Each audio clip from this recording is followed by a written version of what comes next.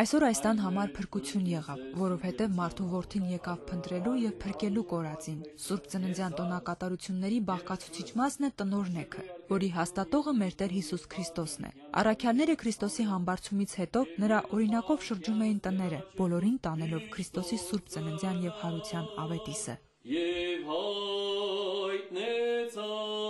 Առաքելական Սուրբ եկեղեցին հաստատել է տնօրնեքի 3 արարողություն՝ Սուրբ Ծննդյան, Սուրբ Հարության եւ Նորակառույց բնակարանի։ Նոր Եդեսիայի 11 գյուղ ընդգրկող հոգևոր հովության քահանա Տեր Ներսեսը Սուրբ Ծննդյան տնօրնեքը սկսեց Արուջ գյուղից։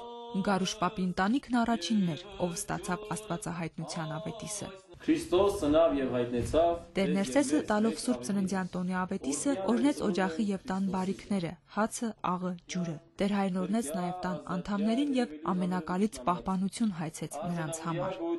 Փառավորելս քեզ ընթոր եւ Սուրբ Հոգուդ այժմ եւ միշտ եւ հավիտյանս հավիտենից ամեն։ Մենք տնօրնեքը կատարում ենք, որ նախ եւ առաջ